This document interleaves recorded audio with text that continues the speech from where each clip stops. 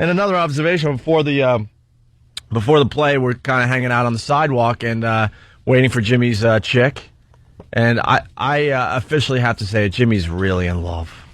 Yeah? Jimmy's in love. I saw Jimmy be a man yesterday. What'd you do? She got mouthy and no. Well, she jumps out of a cab and says hi and comes up and says hi, whatever, right? All of a sudden, she realizes that she left her wallet in the cab. Oh, no. And she goes into an instant panic like anyone would, and she starts pointing like it. Well, she sees a cab, and she goes running and knocks on the window like I left my wallet in the cab, and then realizes it's not the same cab. Well, they do. Goes into a panic. She's got kind of like girly shoes. Not kind of. She's got girly shoes on. She can't girl boots. She can't run in these things with heels and stuff.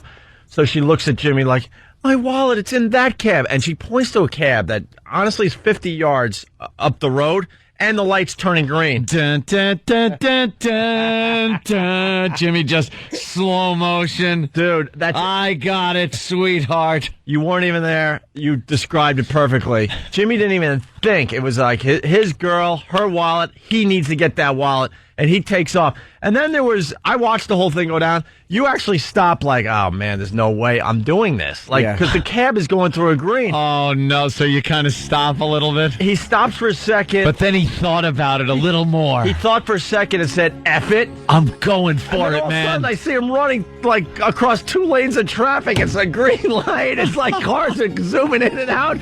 And there's Jimmy. Like, he talks about this Go, Jimmy, go! He talks about this stupid foot of his that he can't do anything. I ask him to walk home. We walk home every once in a while, but half the time he can't because he has this dumb foot problem. And there was no foot problem yesterday. He had to take care of his girl, man.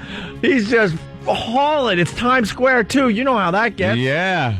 And also, I'm like, no way. We're all watching in amazement. And then he, like, disappears. And I'm just waiting. We're all waiting, and I see him like walking down the sidewalk with his chick, arm in arm, happiness everywhere. I'm like, oh my god, he was successful. He actually got the job done.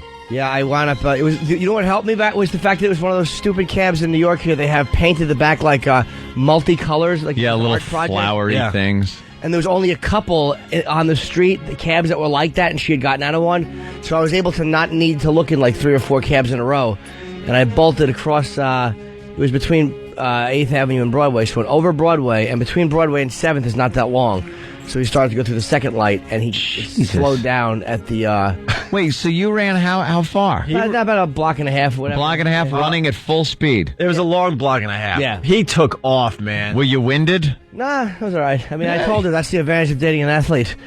You know, it's when you need these things done. And then Jimmy whispers to me as we're going into the joint to see Bronxdale. He goes, oh, I'll be using this to my advantage for the next few months. Yeah. Oh, honey. And then he's back to Jimmy. I love it. I think I pulled something running. She was really happy, though. It was pretty cool to see, to be honest with you.